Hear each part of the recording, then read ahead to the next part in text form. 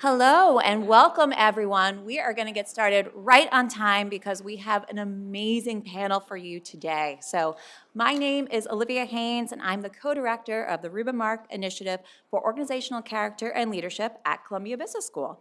It's my absolute pleasure to welcome you to our premier program, the C-Suite Conversation Series with Etsy Leadership.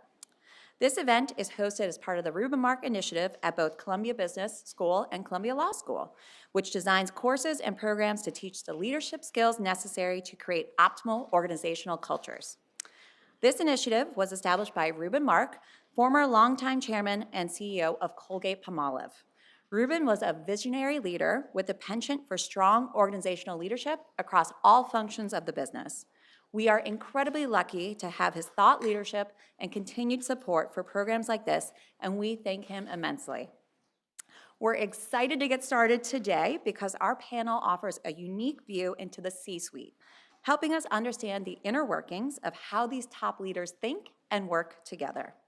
The conversation will highlight the competitive advantage that exists when these partnerships are strong and symbiotic to help strategically design an effective organizational culture across all function areas. With that, I'd like to introduce, there we go, our amazing moderator for today, Professor Adina Sterling, the Catherine W. Phillips Associate Professor of Business here at CBS. Professor Sterling is an absolute rock star, and we were so lucky to welcome her here this year to CBS after her long tenure at Stanford. Her research advances an understanding of how inequality persists in labor markets and workplaces, despite the efforts of many leaders to create fair and equitable organizations. At CBS, she is teaching a cornerstone course entitled Equity by Design, Building Diverse and Inclusive Organizations, which teaches our students about workplace systems, structures, and culture to identify and address inclusivity pain points. Professor Sterling received her PhD in Organization and Management from the Goizueta Business School at Emory University, and prior to academia, she worked at Procter & Gamble as a senior engineer developing consumer products. We are so grateful to have her here with you today, and all of you and our amazing panelists. So with that, I'll pass it over to Professor Sterling.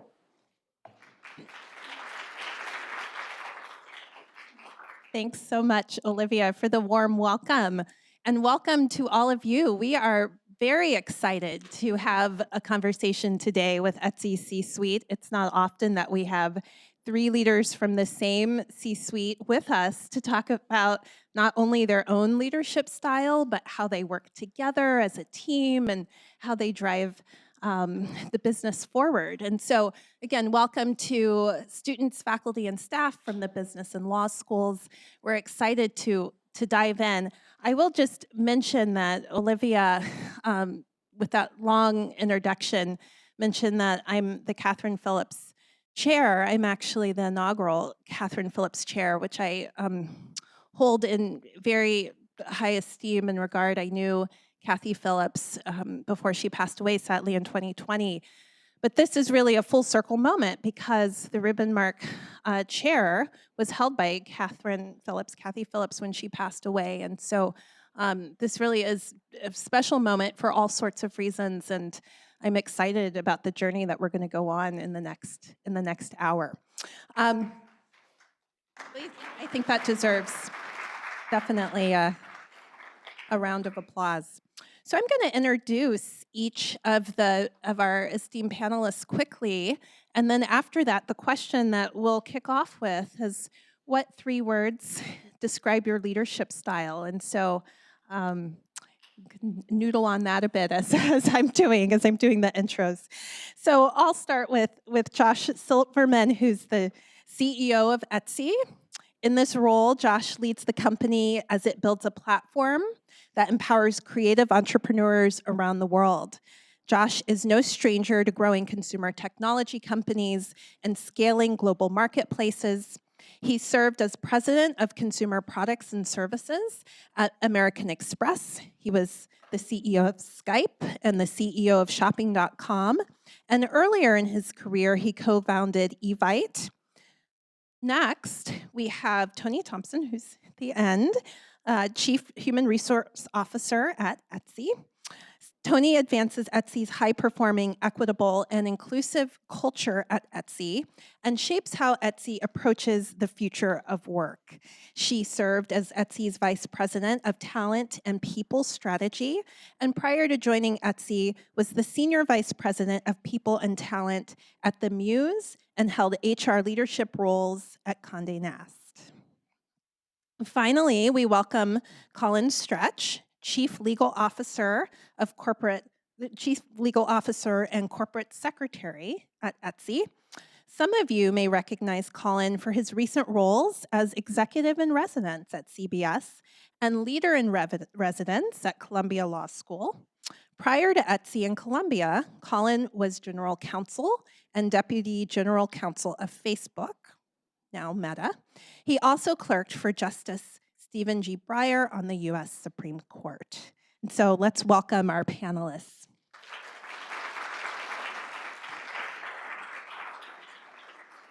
Again, we're so thrilled to have you. And yeah, let's kick it off with 3 words that you would use to describe your leadership style and why those 3 words come to mind. Happy to start. Hey, well, first of all, thank you for having us. It's delightful to be here together. And I'm also really excited to spend time together with Colin and Toni because we have not done a public speaking event outside of Etsy. And I think also we get asked a lot of the same questions a lot of the time when you go to the same events, and these are a very different set of questions. We haven't talked about this topic together, so who knows what's going to happen, and that's an adventure and fun to see it unfold. We'll figure it out. If I had to pick 3 words, I think disciplined, adaptable, and human.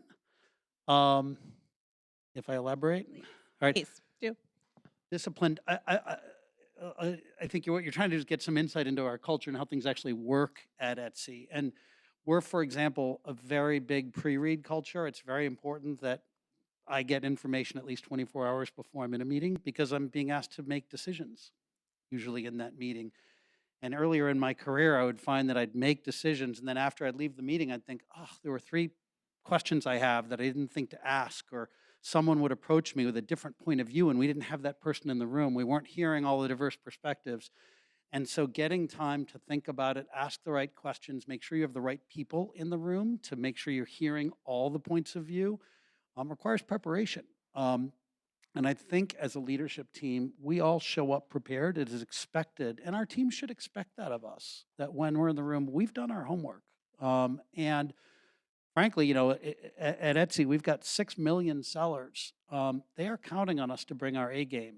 And so they deserve that when we make these decisions, which are really important decisions, we're not winging it. We are thinking about it. We're bringing data into the discussion. So I think discipline and preparedness at Etsy is a very important thing for all of our leaders, and we need to role model that. Etsy's mission is keeping commerce human. I think you get the most out of your team when you're an authentic leader, or at least it's been my experience that when I'm vulnerable, when I'm authentic, people can relate better, and also they're much more willing to tell me things I may not want to hear, which is very important to making good decisions. We all have to be honest with each other. And so I think recognizing the humanity in each person, meeting people where they are, is something that I think we all try to do really well at Etsy. And adaptability, and we might talk about that a little more, but I feel like it's been 7 years almost at Etsy, and we've been through at least 3 very different chapters, and what it takes to succeed today is going to be very different for us as a company than what it took to succeed 3 years and 5 years ago. And that's on us as leaders to be able to adapt. If we're going to adapt our culture, we need to be adaptable ourselves. And so I think it's a journey we're on together. Great. My turn? Sure. Colin, go for it. First, thanks for having us. I'll echo what Josh said. I've been looking forward to this, and it is nice to be back. So 3 words that define me as a leader, I would say, well, these are aspirational. One of my favorite leadership quotes is from Reed Hastings, who says, if you want to be a better leader, be a better person. And I think that's a nice way to think about the sort of effort at sort of reinvention, or at least development, it takes to to be effective as a leader. But I'll echo some themes that Josh said. I think openness, authenticity, and decisiveness. The first two, for me, sort of go together, but it echoes Josh's point about you need people to tell you what they think. And if you're not open to it, they're not going to. And if they feel like they can't trust you because they don't know you, they won't share with you what they really think. And if you're not getting good data, you're going to make bad decisions. So that openness is really, I think, core to effective leadership, at least in a company setting. And then you got to be willing to make decisions. The decisions issues don't come to you unless they're hard. And if you're making too many easy decisions, you're either not thinking about them hard enough or you're not using your time effectively. You need to be able to make hard decisions and encourage your team to bring those decisions to you and to be able to make the easier ones on their own. Great, thanks. Toni? Can you hear me? Also happy to be here. We do a lot of pre-reads, so just not lying about that. It's good though. It's good. We're very prepared. I think my three. It's a good question. I think it's adaptive. So I tend to adjust my style depending on the readiness of the team to handle whatever task at hand. So if I think the team is prepared to handle a certain challenge, I'll be really hands off. And if I think they need a lot more guidance, I'll be deep down in the weeds with them, depending on the situation. Inclusive, I think there's a lot of value in having the right people in the room and giving them permission to participate in the conversation. I think leaders are critical in inviting people to the conversation and pulling people's voices out of them. And transformational, I spend a lot of time talking about, we have a phrase at Etsy called start with great. So I spend a lot of time talking through what the end's gonna look like so that the team can put their brain against how we're gonna get there. So that's what I'd say. Great. Wow, and I can tell that you all work together because your answers were very complimentary and there is a lot of cohesion and synergy across those. So now we want to turn and dive into how you work together as a team and what that looks like. We already got great insight about the pre-reading that happens prior to meetings. But what do you think it takes to turn a group of C-suite leaders into a team, into a collaborative team? And how does your team work together to set and accomplish goals at Etsy? I'll kick it off. We're a team like any other team you may be on, debate team, sports team. Teams need practice. Need a lot of time together. You need to carve out space. And that's not easy to do when you're in the grind. You're focused on execution. You're focused on the metrics. You're focused on getting the stuff done. And so it takes a lot of intention. And we put a lot of time and intention around how we carve out space for one another and have conversations around what we value in a team environment, what we want out of each other as teammates. We've actually formed some operating questions for each other, things like, how in sync are we right now as a first team? And those questions allow us they give each other permission to name when we're not in sync, which is really a hard thing to do. You don't want to interrupt the flow of a conversation to say, hey, I think we've been misaligned for 3 meetings in a row now. And so having these questions gives a little bit of a shared language and a shorthand. But I use that example to say that my point is that it really takes a lot of intention and care. And I think Josh really carves out a lot of space because he actually cares about it, and it sets the tone for all of us to lean in to the conversation when the space is given. And, actually you used the term there, first team, but we had a conversation just 2 weeks ago about who's our first team. If you're running marketing, is your first team the executive team or is your first team your marketing team who reports to you? And we all agreed together, we are each other's first team. And then the teams who work for us are our second teams, and that's not derogatory in any way. It's simply that if we as an executive team can't agree, we are delegating to our teams to fight it out amongst each other. And so it's really critical to our teams that we are well aligned as a group. And we had that conversation together. And then we talked about, well, what flows from that? It's easy to say things, but how do you go from say to do? So where are we going to sit together when we're all in the office together? How are we going to use our time when we don't all live in New York, but 1 week a month we carve out time to be in New York? And how should we use that time when we're together? Should, you know, each of us be with our own teams, or should we be with an executive team, and how do we find the balance? And it takes a lot of discipline and preparedness, it turns out, to actually map the calendars and take the time. But, last night we had a really nice conversation over dinner. Um, so pulling back, spending time together, socializing, the esprit de corps, the knowing each other, the knowing what's going on in our lives turns out to be very important. We have to trust each other, and trusting each other comes from really knowing each other. But one of the conversations that came out over dinner that I was really happy with was like, if we all fired ourselves tonight and came in tomorrow as our first day on the job, what would we observe and what would we do different? We're challenging each other with that and constantly being comfortable enough with that to challenge each other is important. It may be interesting for this audience, though, if I take a second to talk about our operating rhythms That would be great. from kind of top to bottom, because I also think that's kind of interesting.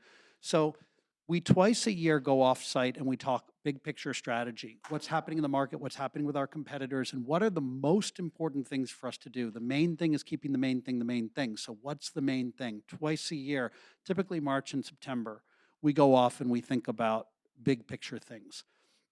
We, from that, agree on our most important objectives and who owns what. Many things are shared and collaborative, and it's important that they be shared and collaborative, but it's also important that we just name who's the single person who ultimately is going to be accountable for this. We then have a monthly metrics meeting where every single month we get together and we look at, are we on track? Are we on plan to what we just said? And then weekly, we have our executive team meeting, which is a kind of formal meeting where we're making more formal decisions and people are bringing data in.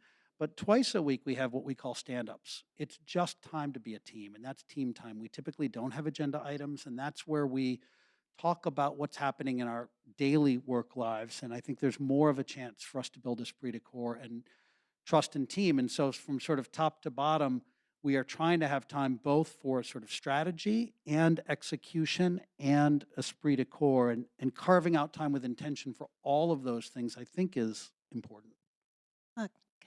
Colin, do you want to? Can I just add one? So, Sure. first, I'm happy to report that after we were all invited to fire ourselves last night, my badge worked this morning. So that was some degree of relief. We're a team. It's true, and we're a first team, and I just want to emphasize we're not a team of equals. We work for Josh. He's our CEO, obviously, and how. And I'm going to say something nice about him, but not just because it's bonus season. The way he sort of models team leadership matters, and it matters not just because it makes our team more effective, but it sort of teaches us what values we need to bring with our own leadership teams and with our own teams further down in the organization. And I'll mention three things, and they're somewhat concrete that I think he models day after day that really make a difference to the function of the organization. One is, he said this earlier, but do the work. No one is deeper into these decks. And I mean, we're joking about the decks, but you should see the one for this meeting we have tomorrow. It takes a lifetime to get through. And yet, you get to page 178 in the footnote, and there's Josh dropping a comment that is like incredibly detailed and somewhat intimidating. So he does the work. And that's a great example to all of us and a great example to the company that he is deep into the details. He listens first. So whenever we talk about anything hard, he is, he doesn't say what he thinks, even notionally, until everybody else has a chance to speak. And I'm sure a lot of you have heard, or witnessed in your prior professional experiences the virtue of that. But when a leader comes into the room and says, hey, I'm going to tell you what I think, what do you all think? Well, what do you know? Turns out everybody thinks the same thing. Like, you don't get the same open discussion if the leader spouts off first, and he never does that. I've never seen him once shut off discussion that way, which is, I think, great for us as a team because it empowers us and I think leads to more robust discussions. And then the third thing I'll say is transparency.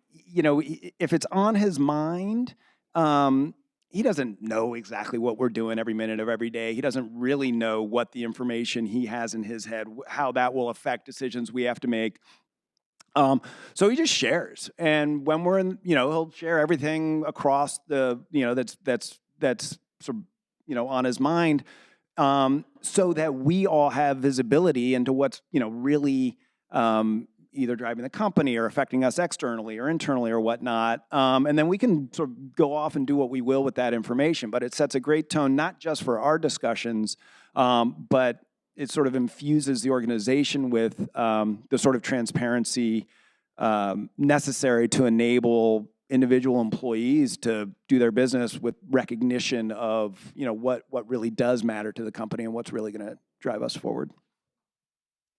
So I just want to underscore and synthesize what I heard and what I think is so profound here, which is that you all don't just work, you think a lot about how you're working, how meetings are going to be run, the tenor and pace with which you're going to get together over the course of a year. And I'm going to go a little bit off script because I find this just really compelling. Josh, I wanted to go back to you and ask, is this something that you learned throughout the course of your career? Or were there moments where you said, gosh, I'm a CEO and we're just working. And I want us to be more strategic about how we work. Can you talk a little bit more about that? Yeah, I guess first I'd say I don't think I'm especially good at it. And so I partner with people who are a lot better than me at it. And so there's someone named Zofia, Tony, Zofia, and Anne. Anne is somewhere in the room here. And they're a team to really help drive these operating rhythms. And I need help. So I will ask them, what are we not doing well as a team? How are we not spending our time well? I do think time is incredibly precious, and I've definitely learned over time to be very thoughtful about how my calendar is used. And so, for example, naming the purpose of a meeting, I think meetings can really only have, well, only. Usually they are either invention meetings where you're trying to create, they're decision-making meetings, or they're accountability meetings, and you structure those meetings very differently and you name it before coming into the meeting. What's the, it's very expensive to get 6 or 200 people together. What are we hoping to get out of this meeting? And so being sort of very intentional about different types of meetings, how you structure those meetings,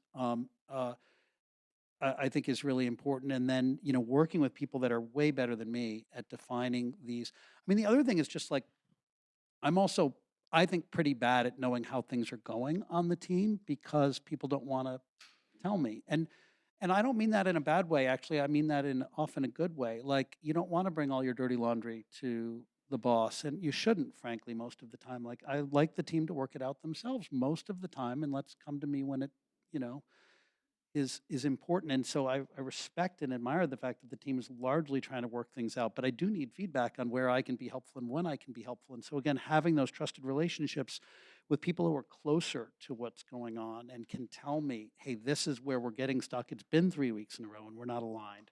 And maybe we often aren't aligned in this particular area, which means we need to think about our process or ownership, or there needs to be a more structural fix to why we keep getting stuck. It's just about partnership in those areas. Wow, great. So this word hasn't been said much explicitly so far, but now we'll make it a little bit more explicit, although I think we've been having a conversation about it anyway, which is culture, and how you as leaders are role modeling the culture for the organization, how you're setting the culture, and maybe even sometimes course correcting the culture. Can you talk a little bit more about that? I can, but do you want to start the culture care? Well, I'll start a little bit by talking about, there's sort of the textbook way that you start if someone says, how do you create a culture? You start with values, and I think values can easily be created and then dropped and forgotten. So I think you have to build a discipline around keeping principles, we call them guiding principles at Etsy, alive. And I do think that that work that was put into creating those principles and the things that we have in place to keep them top of mind, employees can send each other awards around guiding principles. We talk about them at our all company events. They're in performance reviews. We try to keep them top of mind. I do think that that has shaped our culture quite a bit.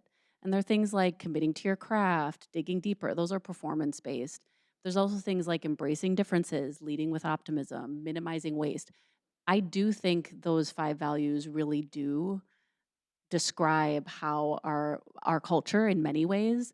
Um, so I think that is really the start. How do you have intention around the type of culture you want to create, but then keep them top of mind and put them into the practice of the organization? The say-do ratio is so important, right? What you say is the words on the wall. You go to any company and they're going to have an articulated set of values that are words on the wall. And fine, there's words on the wall. People are looking at leadership for how do you act in stressful, difficult times. And that's really your culture is defined by the decisions you make, the tough decisions you make in tough times. There's someone who's really amazing at their job and they're an incredible software engineer and they're 10 times more productive than anyone else and they're a total jerk and they treat their colleagues badly. Do you promote that person? Do you allow them to stay or do you fire that person? You know, what do you do in those difficult, What do you Coach do? him.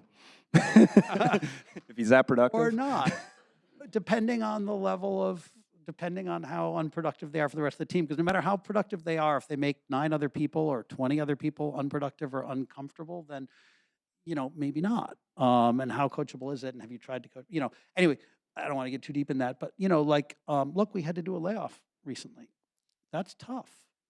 That's tough. How do you lead through that? How do you gain followership? How do you gain trust in those moments? People are looking at us, and we've got to show up in the right. They deserve to hold us accountable to how we show up and how, frankly, I think how we show up in these moments is a bigger part of our culture than the words we write on a wall. So I want to stay on the topic of culture, but now pivot and think about how your culture affects the nearly 2 million sellers that you have on Etsy's platform. And I'll just say, and Josh, I was sharing this a bit with you prior to the start of our conversation, that moving from California, I've had a lot of fun decorating my Manhattan apartment with Etsy sellers' goods. I mean, they're just gorgeous. And one of the things that I found so striking is that I've had many conversations with Etsy sellers, and they are 1, all kind, 2, incredibly helpful, 3, sincere. I mean, I just think, how in the world are you all doing this?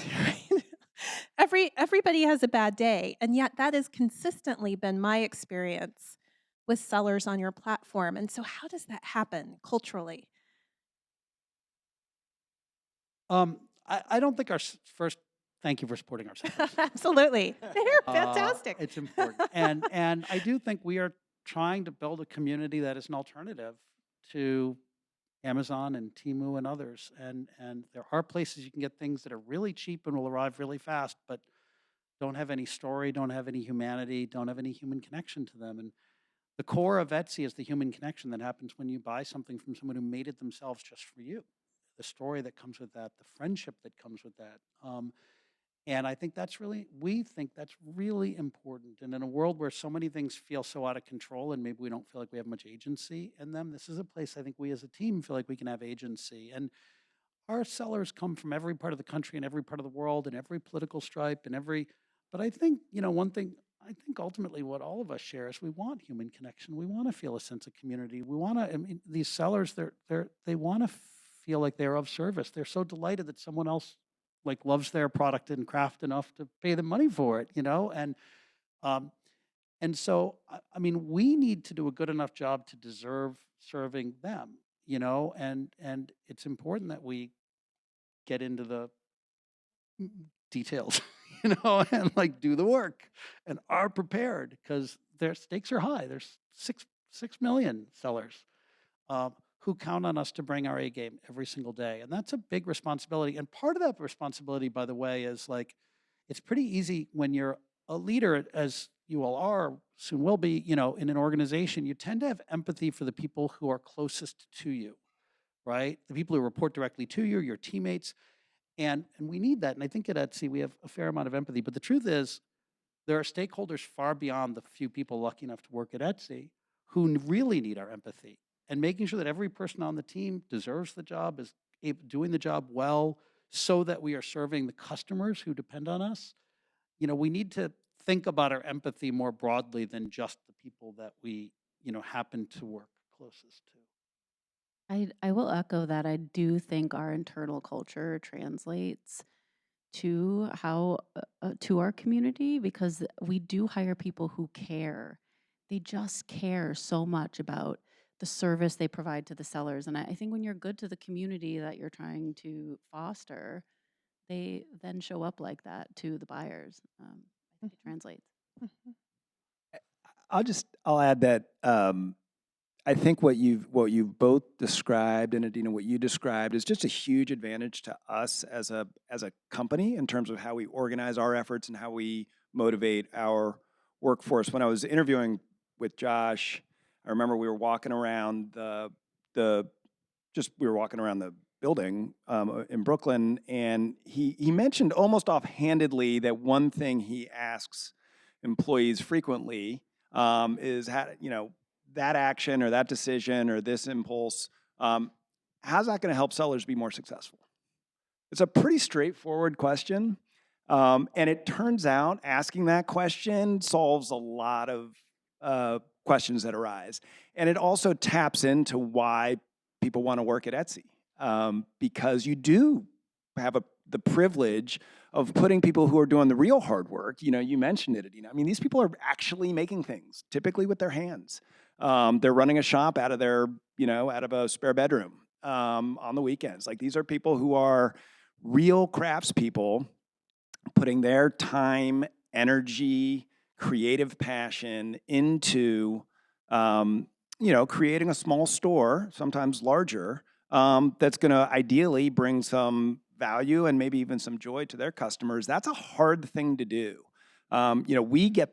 We have the easy part, right? Which is running a platform that puts them in a position to be successful. And if every question or if every hard issue comes down to, is this going to help our sellers be more successful? It gives you a nice ordering principle. It's a way to kind of clear away a lot of the underbrush in terms of things that arise in the workforce or in the workplace every day, and sort of keeps employees focused on something that we can all get behind and feel good about. What a good core question, and just a terrific North Star. And I apologize for being off by a factor of 3, 6 million sellers, not 2 million. And gosh, just to underscore the magnitude of that, you've got sellers, like you said, from every part of the world.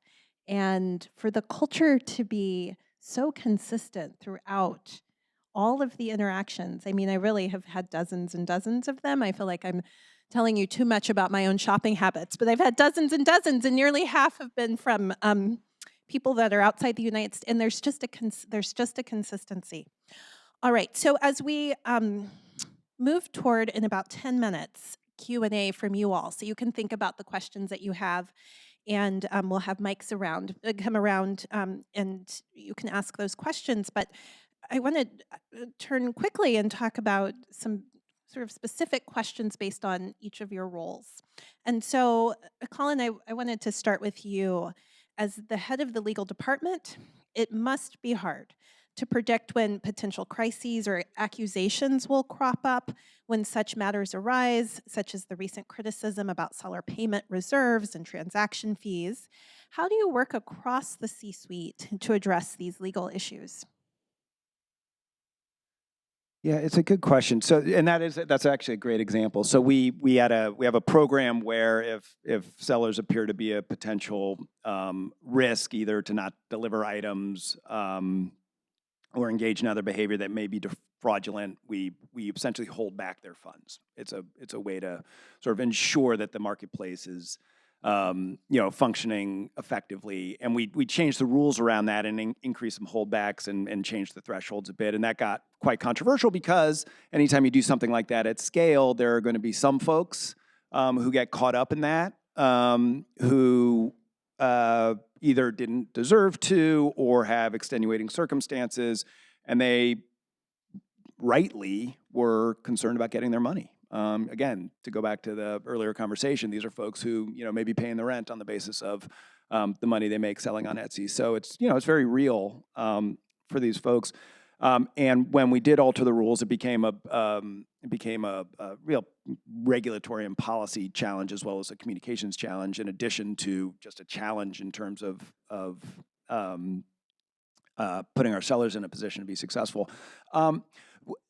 How do we work across the C-suite? I mean, the good news on something like that in terms of collaboration is that everybody cares, and it is a challenge that affects the product, that affects the marketing team, that affects the communications team. So it is rarely the case that a crisis like that emerges and people say, oh, you know what, Colin, you go deal with it. We can't be bothered.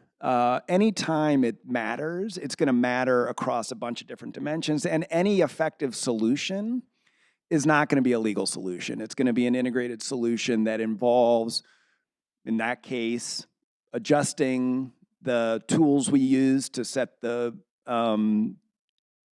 standards by which people went into this reserve system. It's going to involve outreach to regulators. It's going to involve some marketing. It's going to involve a communications plan. It's going to involve talking to our workforce so they know what's going on.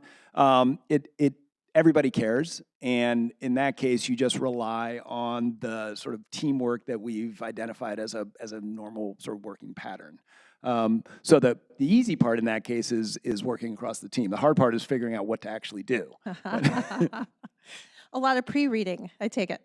Yeah, well, although on something like that, I mean, that's a good example. It's like, no, we don't have time to prepare a deck on that. That's like, let's get in a room and let's figure it out. Yeah, let's fight the fire. Okay, so Toni, next I'd love to turn to you and talk a little bit about DE&I. Many people see DE&I as one of HR's core functional areas. How does Etsy think about DE&I, and have there been recent changes in how you've thought about it? And how does the entire C-suite ensure equity and belonging are top of mind? Yeah, I love this question. How much time do you have? You have time. So we're still very committed to DEI, and that really wasn't a hard decision for us to make. I think even as the external narrative has shifted to challenging the value of DEI, it was really a no-brainer for us because our DEI efforts have always been really rooted in solid business rationale.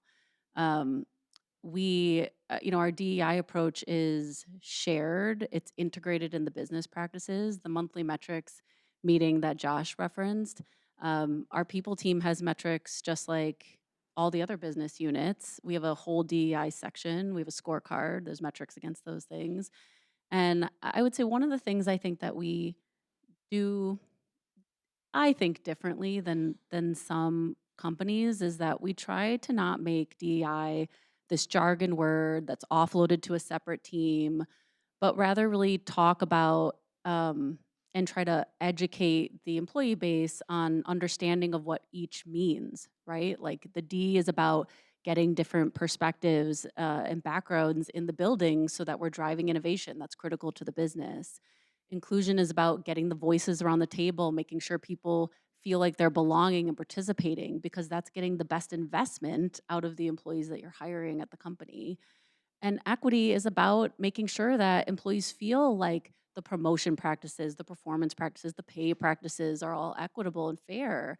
And that drives trust. And what is the cornerstone of high-performing organizations? Trust.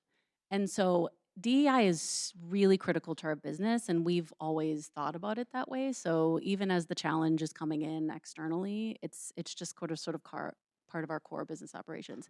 I would also say quarterly, we have an executive diversity council meeting, and the executive team goes through all the things that we're planning from a DEI perspective and holds the team accountable just like they would any other business unit.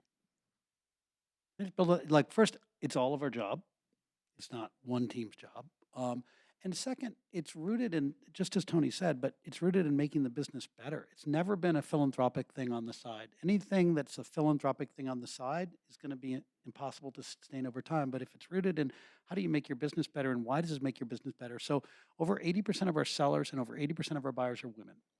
And Etsy is an unusually gender diverse workforce. So well over 50% of our team are non-males, over half of our executive staff are non-males, almost half of our board, but about a third of our engineering, our software engineering workforce, which is, I don't think there's a company of our scale that comes anywhere close to us in terms of gender diversity on our software engineering team.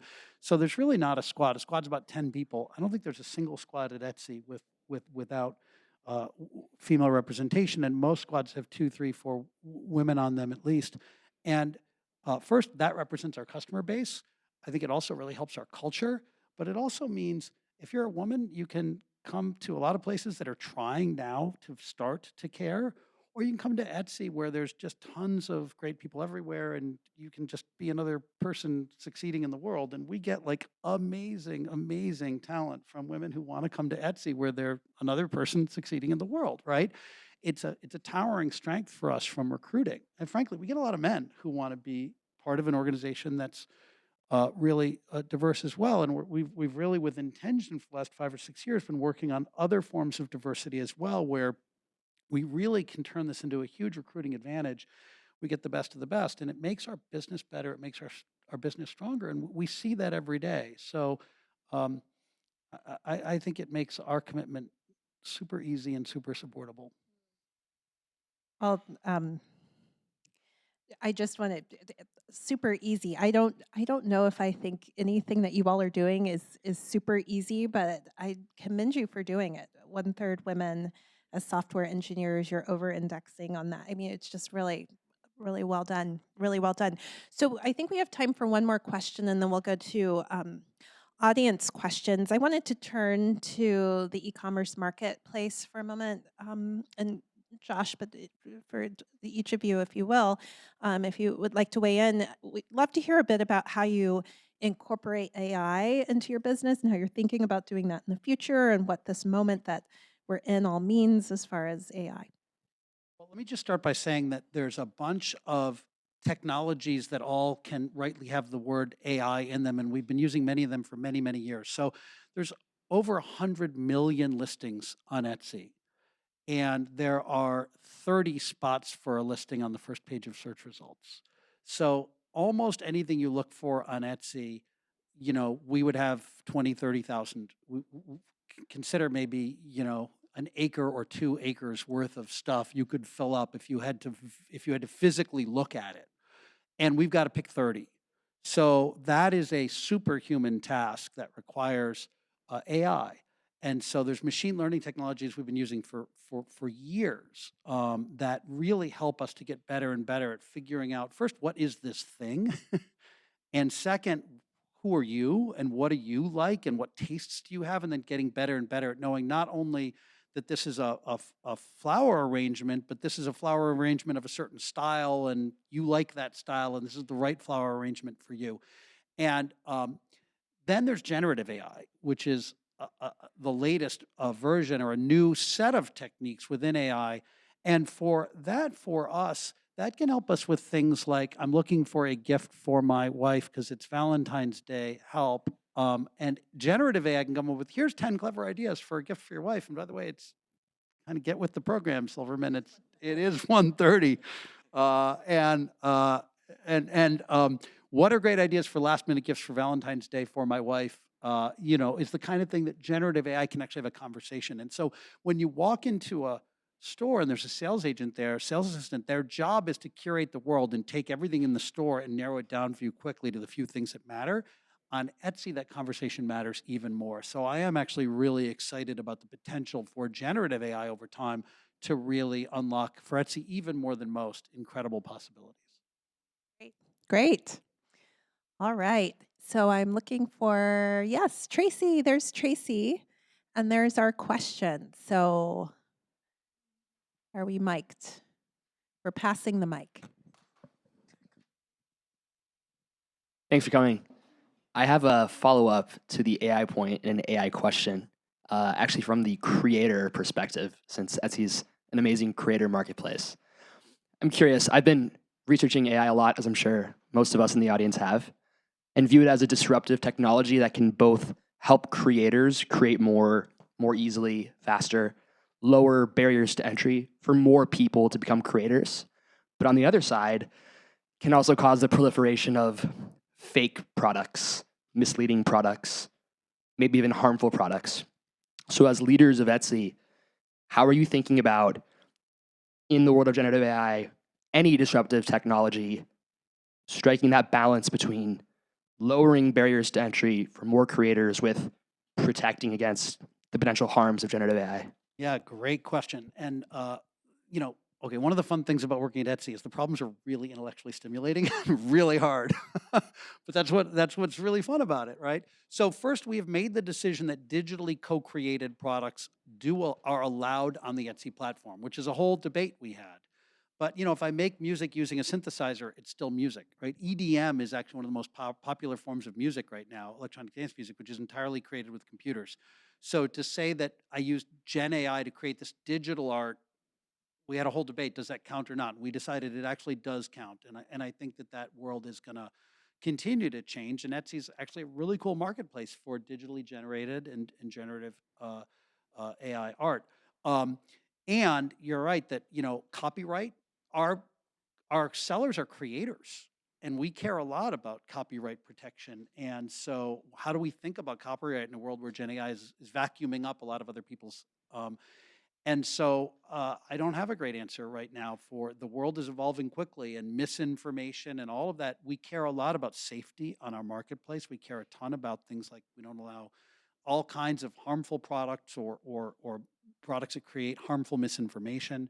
There's a whole team on Colin's. Maybe I'll stop talking so Colin can talk. 'Cause there's a whole team in Colin's world that sets rules for what's allowed in the marketplace, and those rules change every single day as we try to keep up with what's happening in the marketplace. Yeah, on the trust and safety side, it is sort of an old wine and new bottles, I think, challenge. The types of listings that we prevent hasn't really evolved that much, at least not in response to AI. It evolves a lot in response to lots of other factors. But both the volume and the ability to detect has gotten harder. So it puts additional strain and additional technical needs on our marketplace safety efforts. The good news is some of the same technologies at their core that help with creating the problem also help solve it. So employing machine learning to better identify potentially offending listings and taking them down faster is also very much an application of the technology that's made our jobs actually a little easier. Hi, my name is Annie. First off, thank you for coming and speaking with us today. And to my question, I know that Etsy's stock has ebbed and flowed over time, especially with the growth in the pandemic and then the waning of it as we come to normalcy. And recently, Elliott Management had a new board member onto your board. And I'm wondering how your strategy and leadership has changed over time as a result of these ebbs and flows, as well as this additional board member. Yeah, Thank you. great question. So I think, I talked in the beginning about adaptability. And when I came into the business in 2017, we were literally fighting for our lives. There was a very, very real possibility that Etsy would not be an independent, continuing, entity. And what we developed in that moment was an intense focus on accountability, like every single person shipping things that make our sellers' lives better, demonstrably and measurably, that we can look at every single month. And as a result of that, Etsy is a highly focused, highly accountable organization where we are constantly getting better. But we're getting better in ways that, while they're very measurable, feel pretty incremental, and it's hard to be newsworthy about them. And so now, back then we had 2 million sellers and about $2 billion of commerce on the marketplace. We got 6 million sellers, 92 million buyers, $12 billion of commerce on the marketplace. We're just a much, much bigger company, and people think they know us now. And so we need more newsworthy innovation that can tell people there's things happening on Etsy that you don't know about, that you should come and visit, and packaging up more of our innovation into bundles that we can. So we just had a television commercial during the Super Bowl, our first Super Bowl ad. Who would have thunk it, from Etsy, announcing the launch of Gift Mode, which is a big giant release that we're doing. And this is a change in how we've innovated and how we've brought product to market. And says easy, does hard. There's a lot of changes we're making in the culture now to do bolder things, which means we won't be able to measure them as much because we're doing a whole bunch of things at once, which means we lose measurability, but it does mean we get more innovation that wakes up the consumer more to consider Etsy more often. And we've had to make a lot of changes in our processes and in a lot of things to unlock that. In terms of Mark joining our board, I think Mark is great at Elliott, and they reached out. They're a large shareholder. I met Mark. The board met Mark. He's on several other boards. I know the CEO's there. He has a great reputation, referenced really well. We put him through the same interview process we put any board member through, and I'm delighted to have him on the board. And I guess I would just say, like, I'm accountable to deliver for our stakeholders, for shareholders, for sellers, buyers, the community. I should be accountable. Each of us should be accountable. That's an important thing in life. One thing sometimes people say, like, oh, should you have gone public or should you have stayed private? Should you be not-for-profit? I love being a public company because I really like accountability. I really like a scorecard. And I think nonprofits are accountable too. I mean, you got to go and you got to raise money from people who give money to you out of the goodness of their heart. It's really hard to do that. There's a real accountability. In any job you have in life, you're going to be really accountable. There's not magic to public versus private. And, I think that's a good thing. Can I just add, so Thanks. one thing you didn't hear much from in that answer, which I thought was a great answer, was the stock price. And I mean, just a bit of advice, like if you go to work for a public company and if you're not the CEO and if you're not the CFO, don't worry about the stock price. Just do your job. Like, it's hard, it's easier said than done, but like, you're not going to affect the stock price today or tomorrow or the next day. What you can affect is like, have I done my job? And it's there's some Buffett line about the momentum machine and the adding machine or something, but it's like, it doesn't matter. You're the same company you were yesterday. You'll be the same company tomorrow. Just try to tune it out, and just ignore that part of the journal that tries to put a lot of attention on earnings, especially if you want to work in tech. It's just so volatile. It's so hard to predict. You're gonna lose half. If you're in tech and you're not losing half your market cap on a given day in a given year, like, you're probably at the wrong company. I mean, it's just so volatile. For us not to lose, but yeah, it's just not a healthy way to spend your days. There's a measure called gross merchandise sales at Etsy, which is how much did our sellers sell. And I get an email once every 4 hours on how much our sellers have sold over the last 4 hours. Usually I've logged in twice between now and then to check that, so that's old news for me. But I'm obsessed with that number because that is a measure of our success with our customers. Did a buyer come, find something, love it, buy it from that seller? Did the seller make a sale? If we are growing gross merchandise sales, everything else is going to work. Our customers are succeeding, and if our customers are succeeding, we're going to succeed. So I'm obsessed with GMS growth, and that metric I look at all the time. I do care about our stock price. I'm accountable to that, but I check it a lot less often than I check GMS, because GMS is the leading metric that will drive the stock price over time. Great. I think a question over here. Okay. Yes. Perfect. Hi, I'm Andrew. I'm a first-year MBA student. Thank you for your time. So my question is, how do you empower the people that work for you and help them to have an ownership mindset for the goals that you set? Yeah, we think great question.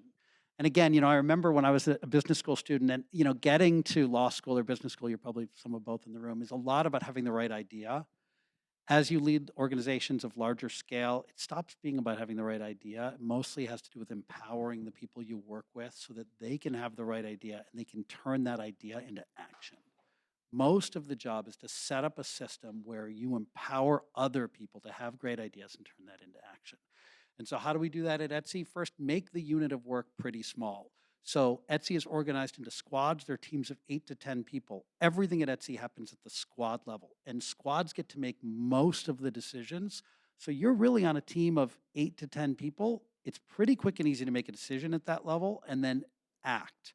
Those squads, most of them are software engineering squads at Etsy. It's going to be product manager, a designer, an analyst, and then 5 or 6 engineers. And those people ship code typically twice a week. So they get together, they have ideas, and then they ship. So our job is to direct them and tell them, what does success look like and what are your constraints? So each of those squads is typically given one customer metric they've got to improve. Make search more relevant in a way that we can get search results higher to the top of the page, or cut one day out of the time it takes for a package to arrive, or we decide at the beginning of the year, these strategy offsites, what are the things that matter? What are the customer experiences we most want to up-level? We then assign those to squads, and every squad's got one customer metric they're trying to improve, and one financial metric that if I improve this customer metric, it should make GMS grow by how much. Our sellers should sell more stuff because of the work you did. And that provides tremendous clarity for that team. I've got 1 year to make this metric get from here to there. I can kind of do anything I want within reason. It's got to be legal. It's got to be trusted. Obviously some boundaries, but pretty much go at it and don't ask for permission. Just like have an idea and do it. You don't need to create decks and send them up. Tell us.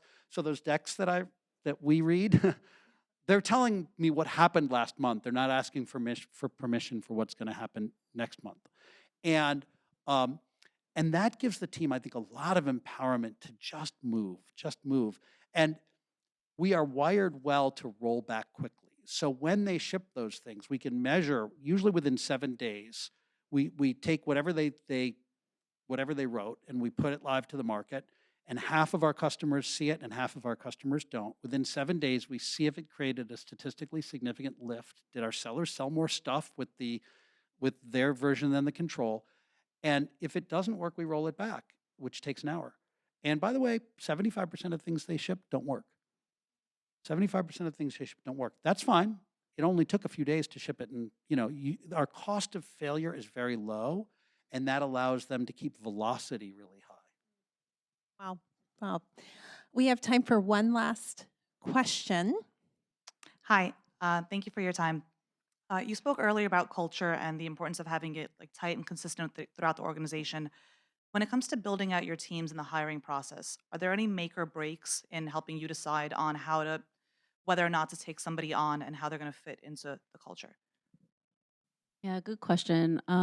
We have a really structured interviewing process, and we do it that way to make sure that we're minimizing bias. So all of our hiring managers go through a hiring with diversity in mind process, and then our recruiters are very well trained on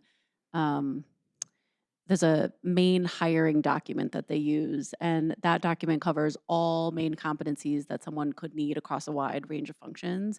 And then when they assemble their interviewing panel, so we don't let hiring managers hire solo.